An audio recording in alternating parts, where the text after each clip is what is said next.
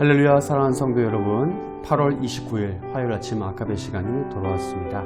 오늘 함께 보실 말씀은 구약성경 시편 92편 말씀입니다. 자, 그럼 오늘 본문 말씀을 통해 하나님의 뜰 안에서 번성하리로다 라는 제목으로 은혜 말씀 나누도록 하겠습니다. 우리는 시편을 통해서 본문의 말씀이 증거하는 하나님의 존재와 그분의 성품을 깨달을 수 있습니다. 오늘 본문도 마찬가지로 우리에게 하나님이 어떠한 분이신지를 아주 간략하지만 뚜렷하게 설명해 주고 있습니다. 우선 오늘 우리가 읽은 이 시편 92편의 역사적 배경을 살펴보면요, 이스라엘 백성들이 70년간의 바벨론 포로 생활을 마치고 돌아왔을 때에 바로 그때에 맞이하는 안식일에 드리는 감사의 시라고 할 수 있습니다. 참 흥미로운 것은요, 시편 92편이 전체 150편의 시편 중에 유일한 안식일의 시다라고 하는 것입니다. 이러한 사실을 돌아볼 때 우리가 이 교훈을 받을 수 있는데요, 그것은 바로 성도의 유일한 안식은 바로 유일하신 하나님께로부터 기인한다라고 하는 사실입니다.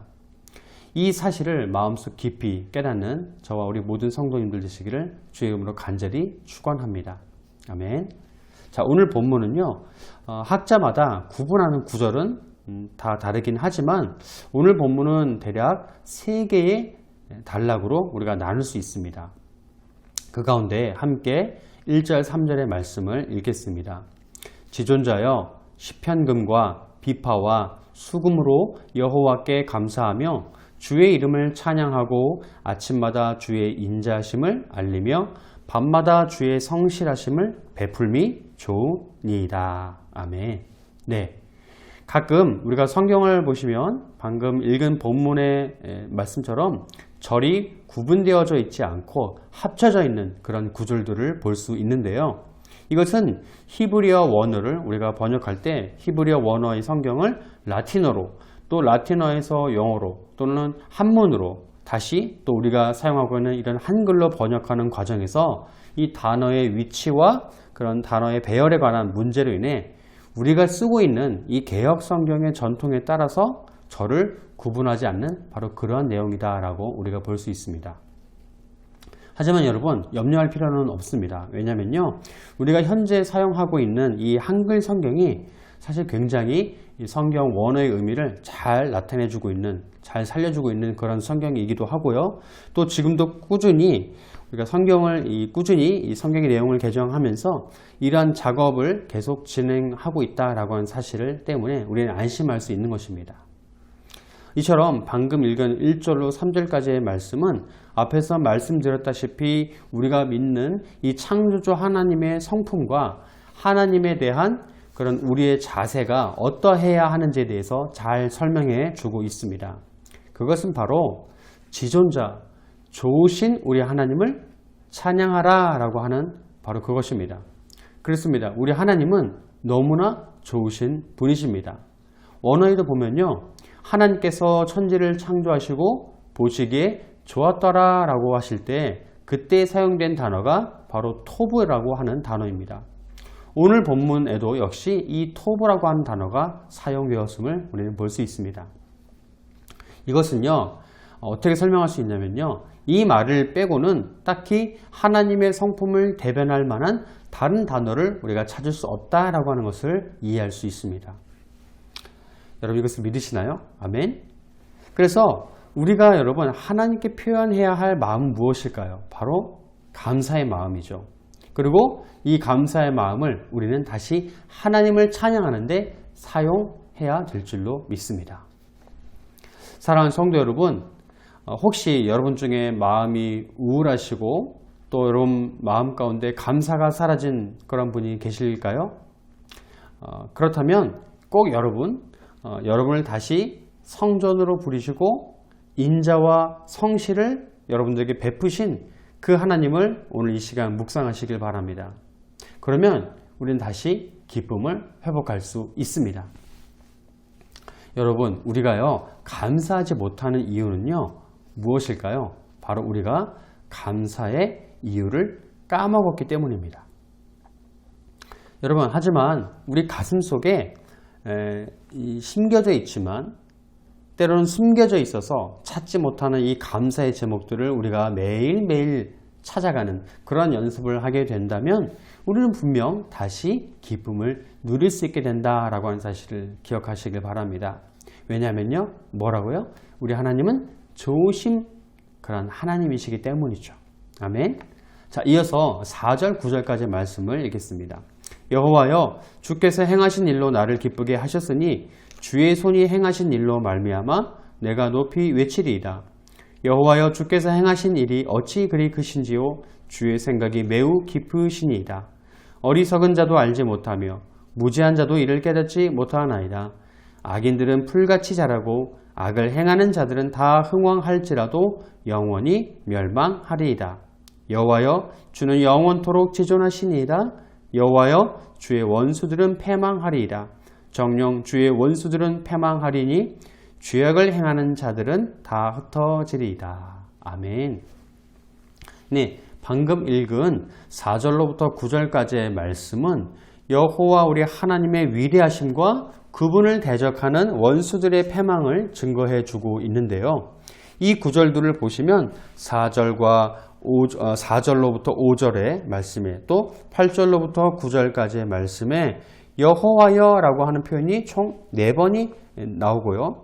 또 중간에 6절로부터 7절 말씀을 보시면 어리석은 자, 무지한 자, 악인들, 악을 행하는 자들이라는 이런 표현들이 4번 나옵니다. 또 다시 9절에 주의 원수들이 2번 나오고요. 표현이 죄악을 행하는 자들이라는 표현이 다시 등장하는 것을 우리가 알 수 있습니다.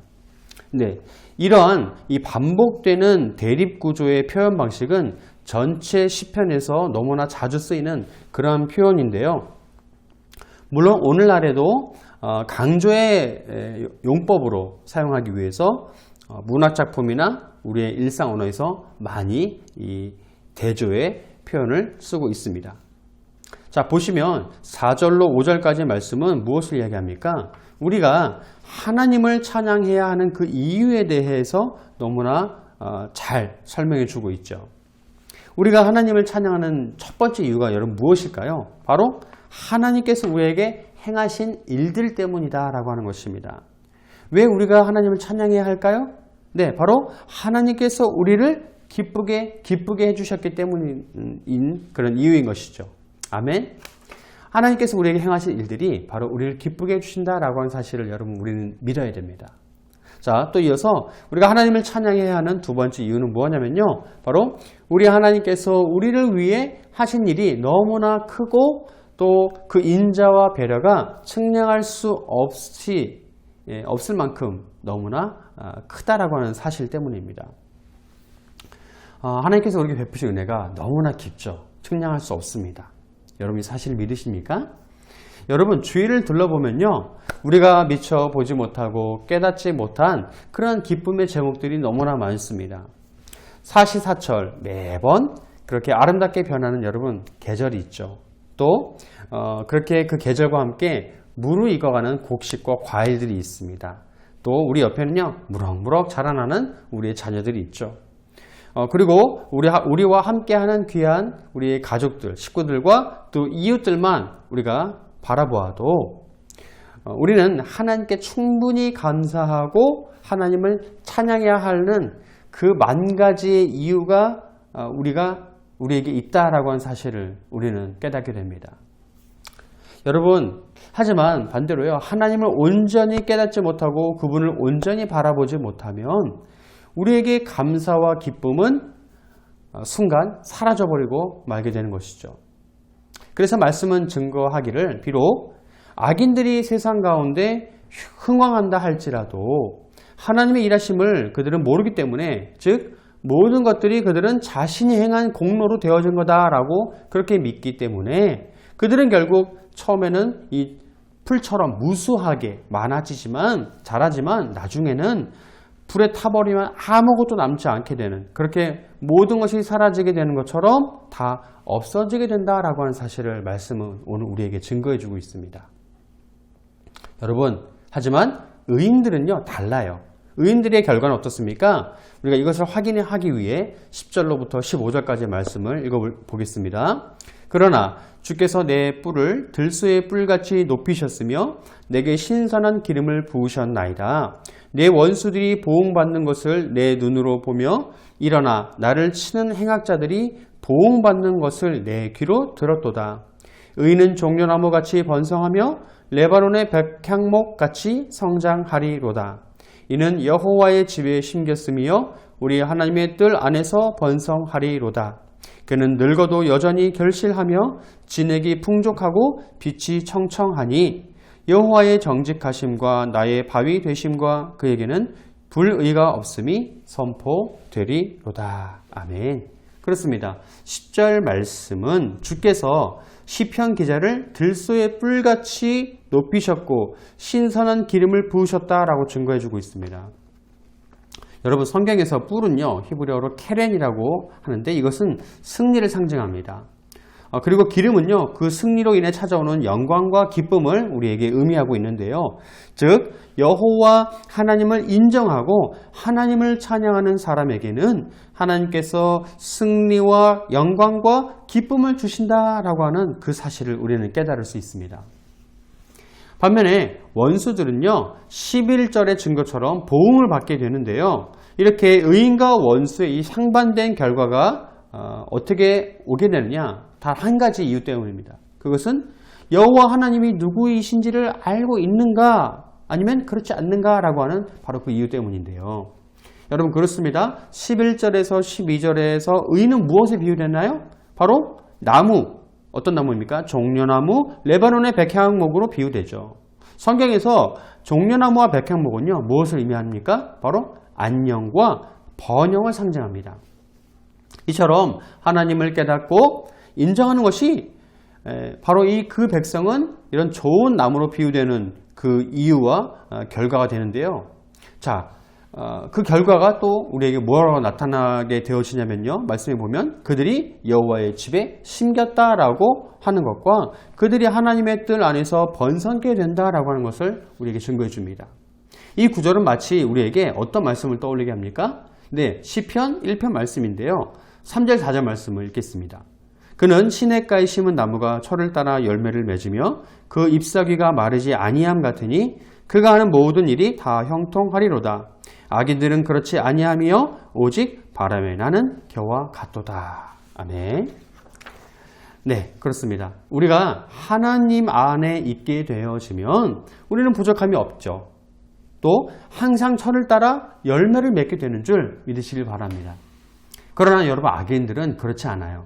악인들은 바람에 흩날려 버려 어디로 간지 모르게 사라져버리는 그러한 겨와 같이 된다라고 하는 것입니다.